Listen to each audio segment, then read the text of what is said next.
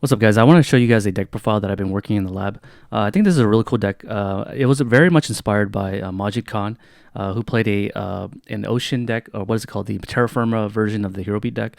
So very inspired by that. Instead, I decided to take a very weird approach to that line. He played the Prismas to be able to dump any of the fusion material monsters to the graveyard. I decided to take a spin on that a little bit and decided to come up with my own list where it's less hero beaty and more like combo based. So here's a deck profile for you guys. The deck is called Dragon Heroes because it combines the Miracle Fusion to be able to bring out the Absolute Zero, to be able to control your opponent on their turn. Because this deck plays a very few number of traps. So the trap card, the Interruption, is technically just Absolute Zero. And then if they're able to deal with the Absolute Zero by making such like really difficult boards to make, such as like having Bryanak and Stardust, then they're committing a lot of fuel to deal with the Absolute Zero. And the idea is to be able to clap back on that turn, using the Absolute Zero as a form of interruption. So enough talking. We're going to go into the deck profile. The concept of this deck is going to be revolved around King of the Swamp. For those of you guys who don't know what it does, you discard this card to search for polymerization from your hand. The great thing about King of the Swamp is that it's a water type. So because it's a water type, it allows you to go into Absolute Zero pretty easily. Just a ruling for you guys: you can't use the fusion substitute effect to substitute a type. You can only use it for like substituting a specific name. So you can't like banish this for example, you can't banish this card with the Miracle Fusion and then have this be an earth target. It has to be the name of on the monster card. So I revolved this. The whole deck is revolved around this card right here because it allows you to discard and send it to the graveyard, and then he'll be a fusion material monster for cards like Miracle Fusion, but also a card like Dragon's Mirror. So this deck plays a lot of boss monsters, but the boss monsters come out from the spell cards. So much like the idea behind using this card with the Hero Beat deck, you can actually just banish this guy for a water type, but you can also use Dragon's Mirror too. That's kind of the idea of the deck, is to be able to send dragon types, really strong dragon types, fusion material, and then be able to use this card so that you can bring it out. The primary utility of this card is to bring out your biggest boss monster in this deck, which is called Dragon Master Knight. I do play 2 copies of this. Having access to a 5,000 beat stick is really game changing, because once you're able to bring these guys out, you can pretty much leave monsters in attack position, because they have to summon a monster to beat over it. And if they leave, if the theory is if you leave this guy out with the Prisma, for example, they are hesitant to summon a monster to beat over the Prisma, because the next turn you can attack over the monster with Dragon Master Knight. So that's the idea behind playing the Dragon Master Knight. It's also 5,000 attack too, and it's a dragon type. So I combine there's other fusion material monsters that are dragon types that we'll go into later. But just to show you guys that this deck plays a lot of boss monsters, being able to access it using the Dragon's Mirror and the Miracle Fusion. And then I consider like these cards trap cards, even though they're spells, because when you make an Absolute Zero, your opponent has to it's your form of interruption to clear the whole board on their next turn. So I pretty much sit on the Absolute Zero and then try to buy another turn. And if they deal with the Absolute Zero, they're committing a lot of resources to deal with it, and that's what I really like about Miracle Fusion. I also play the 3 upstarts because you want to be able to be consistent. I combine the upstart theory with the Thunder Dragon theory. A lot of people don't know what the Thunder Dragon theory is, so I'll explain it really fast. The idea behind Upstart and Thunder Dragon is to thin out your deck, because you want to see your combo cards, because the idea behind the combo cards is be able to win the game fast enough. So even though you gave your 1,000 life points for each upstart goblins that you resolve against your opponent, you have monsters that are really huge that can clear the game, even if they have the life point gain. And I also play the Thunder Dragon because the Thunder Dragon theory doesn't take into account using them as fusion materials. The Thunder Dragon theory is just simply to discard it, generate a +1, and thin out your deck. That's kind of the idea, and you want to thin out your deck so you can see these 6 cards right here, or even King of the Swamp, because they're your cards that get you going in most of the matchups. But that's why I play it. I also play another boss monster, which is Chaos Sorcerer, because I can't play BLS. So Chaos Sorcerer is really live in this deck because you do play a lot of darks. I'll get into that soon, and also lights monsters. So this is a light monster as well. I do have a Tengu Plant version of this deck, but I haven't completed the idea yet because Thunder King Ryo is a card in the meta. So I'll have to find a way to like make the deck consistent without searching so much. I might even cut this card out from the Tengu Plant version of this. But I digress. I play the Gores because it's a card that if they were to get over the absolute zero and then able to attack you directly, they're trying to go for lethal, so they can just punish them with the Gores. That's kind of the idea, is to sit behind Gores in the Miracle Fusion, so that if they try to push past the absolute zero, then you have the Gores to back it up. So this is where the deck gets kind of weird. I do play the hero. Let's actually go for the hero match. The hero lines. So I play the Future Fusion because I do play the heroes. The heroes I play are Ocean because you can send it off of Prisma, and then he's a water type. That's the other important thing about him, is that you need the first water to send to the graveyard, and then once Miracle Fusion resolves, the second the second Miracle Fusion relies on you having the absolute zero in the graveyard, so that you could use him as a water type, and then you fuse away the Prisma that died from the sending from the Ocean. So that's why you need to have at least one Ocean in the deck. I played the 2 Emergency Call. Much like Magic Con, he only played 2 because you don't want to see too many heroes. And then you also don't want to upstart into this when you've already had the Stratos live and everything. So that's why I only played 2. Played Rhoda just for the same reason as well. And I played the Stratos to get the +1. And then sometimes I use the effect to blow up a back row in late game situations. And then I have the 3 Prismas because Prisma is actually, believe it or not, it's actually a foolish burial for a lot of different cards. And so I play this card to steal the name, but also to be able to dump cards to the graveyard. So if I need a Dark in the graveyard, for example, for Chaos Sorcerer, he can dump a Dark monster. He has so many utilities in his deck. He's kind of like the gateway card that you need in order to pretty much go into all these cards as well. And then, of course, I play the 2 polymerizations because you play the King of the Swamp. You need a target for King of the Swamp.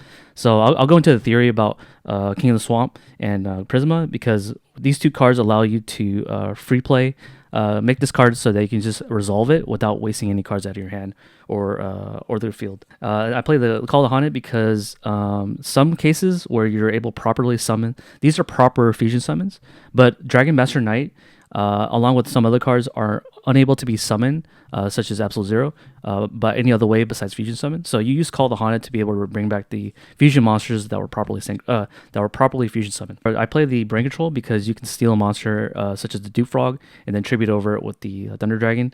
I also play other fusion material monsters, but I'll go into that soon. But you can just tribute summon over the monster and then pretty much do your game plan. The Dupe Log is really easy to break with this deck because all you need is an Absolute Zero and a way to destroy your own Absolute Zero. And there's a lot of ways to send them to the graveyard using the second Miracle Fusion, for example. But you can also use Thunder Dragon, and there's another tribute summon monster I play. I'll get to that soon. And then I play the Trunade because it's really good in tandem with the Call of Haunted.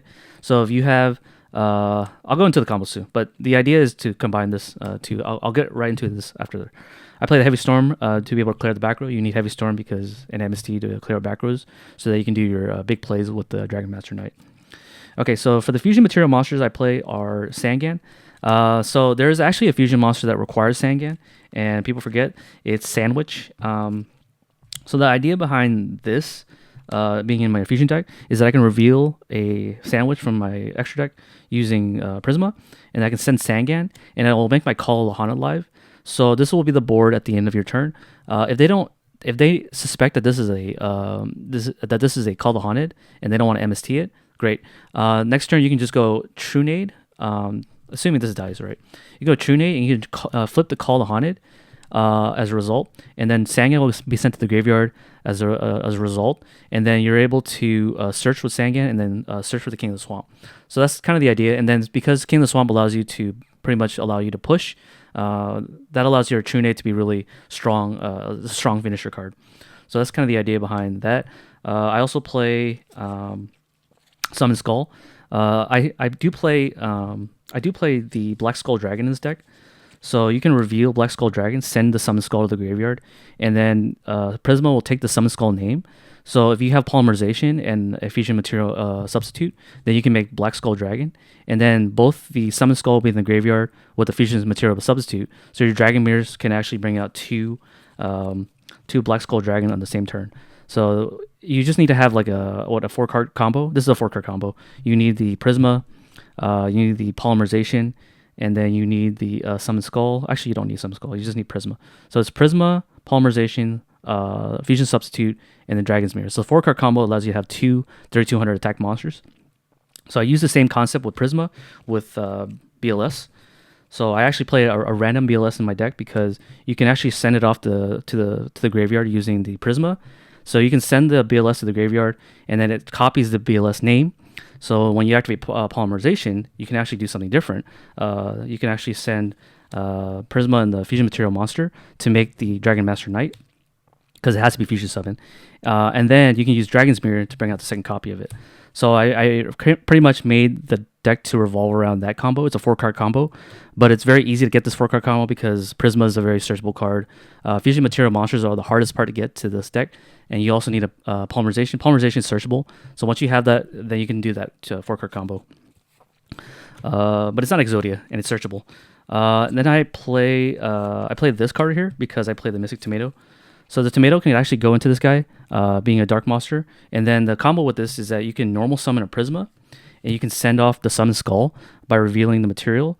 And then you can pretty much quote-unquote synchro summon, but it's actually a fusion summon, because you send the 2 materials to the graveyard, and then you go into the monster. So you can go into Black Skull Dragon.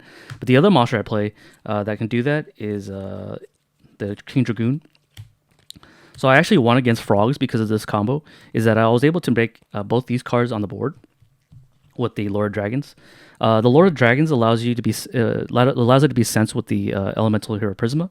So since he's sent to the graveyard, he takes the name. You can actually send the Prisma and the this to the graveyard using the Tomato line to go into the King Dragoon. And then King Dragoon's really good against Frogs because they can't enemy controller, they can't Caius it, they can't soul exchange it. They basically have to summon a Caius to banish one of their cards so that they can bring out the Caius, and then they have to crash into this guy. So that's the only way out to do so. And that's why I played Laura D. Laura D is also able to be brought out with Tomato. So if you hard draw this card, and then you have a Tomato, this Tomato can go into Laura D. You can summon this card, call priority to send these 2 cards to the graveyard, and then special summon the King Dragoon. And then if you have Dragon's Mirror, you can actually banish the Lord of Dragons to bring out the second copy of this card. If you really suspect that Frogs will try to like lock out, destroy this card, and then they have to deal with the second one.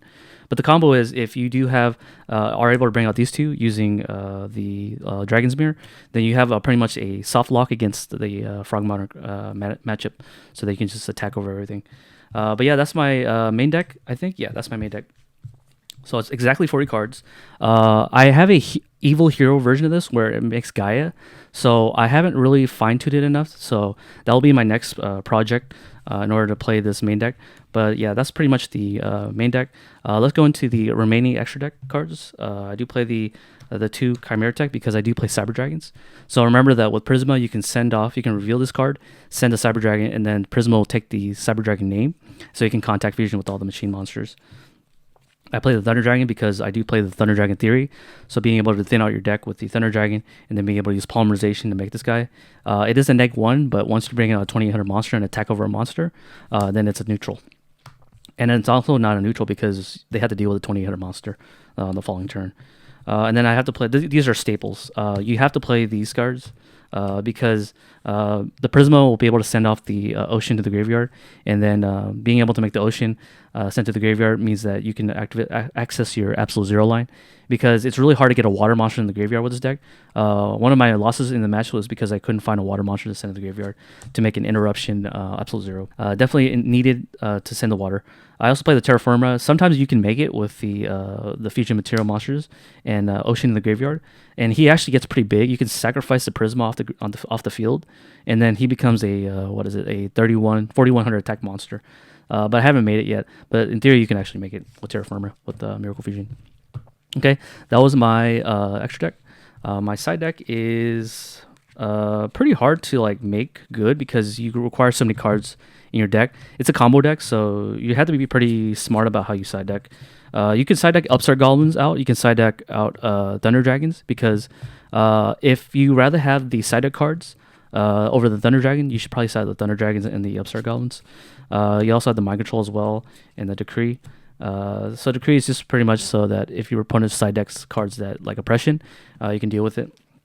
Same reason why I play Twister and not too many Dust Tornadoes, because I want to have a card that I can just activate from my hand to deal with the Oppression, so I can just play the game. I play Lightning Vortex just for the Vanity's Fiend and the Fossil Dyna. I completely forgot about Fossil Dyna. That's why I lost one of my matchups, because I attacked a Dragoon into a face down Fossil Dyna. But yeah. This is a deal with Fossil Dyna. Also Kaiku too, so you can deal with Kaiku. I also play this card in the side deck. This should actually be a Smashing Ground. Smashing Ground is probably a better card because you can deal with the monsters that are floodgates against you, like the Fossil Dyna, Fantasy Fiend, and even Christia. So you're going to need cards that can deal with those cards. That's why I play this card. That's why this card should have been a Smashing Ground. I play the 1 Prohibition, the 1 Dust Tornado, just in case I need more Spell and Trap hate. I never sided this card in, but you can side it. Prohibition is mainly for frogs, so you can call Battle Fader or anything that you're afraid of that might stop you from OTKing your opponent. But basically, you use the Dragon Master Knight to attack over top-end monsters. So top-end monsters are like Caiuses, Gores, any monster that they leave out there that doesn't generate them a value, but it's a big, quote-unquote, big monster. It's just that your monster is bigger, and then he can actually do a lot of damage just because you can attack over a quote-unquote boss monster. So being able to use Call Prohibition on a Battle Fader, if you suspect that their boss monster is not going to ever come out, then that's kind of the idea so that you can OTK them.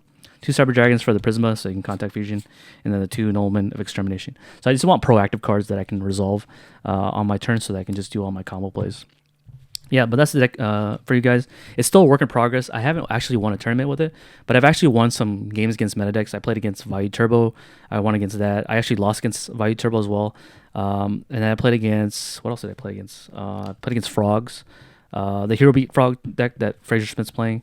I beat that deck too with this deck. So this deck actually has potential. I just had to find the correct build for it.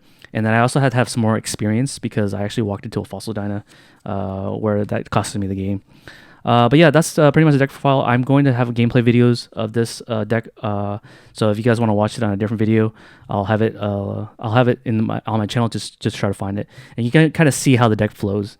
The deck flows really nicely, and I think if I can make this deck into an Evil Hero Gaia version, I can actually do this deck really well. Evil Hero Gaia requires that you have a rock monster. These guys are all rocks, so you can actually just banish this guy for a rock type. And then there's a lot of fiends that are really good. Being able to send Summon Skull, for example, but also being able to reveal Malicious Edge to send off the Malicious Edge to the graveyard is also a fiend monster too. So there's a lot of application that Prisma has, and I suspect that Prisma is going to be the forefront of all fusion decks going forward, just because it's so efficient to play that guy as a way to dump materials. So that you could play the game with these Dragon Mirror and the Dark Calling and all that stuff. But yeah, that's deck profile, you guys. I'm still going to be working on this deck. I actually really like this deck, even for Edison and as well as Tengu. So yeah, stay tuned for that, and I'll show you guys more videos revolving around the similar strategies that this deck can bring out. I mean, bringing out a Black Skull Dragon, it's pretty cool. It brings me back to my childhood when it was brought out against the Pan Brothers. So yeah, and then being able to play this guy against, like, this reminds me of my childhood when they played it against the 5 executives to be able to beat the 5-headed dragon is pretty cool. But yeah, enough talking. That was my deck file. I hope you guys enjoyed it. I'll be still working on this deck list. This is a work in progress, so I'll just show you guys what I've been working on in the lab, and then hopefully this deck would actually do something in the meta. It's a really cool deck. It has a really cool concept, and I wanted to see it come to better fruition by better players that can make the deck better or pilot it better. But yeah, I'll see you guys in the next video. Peace.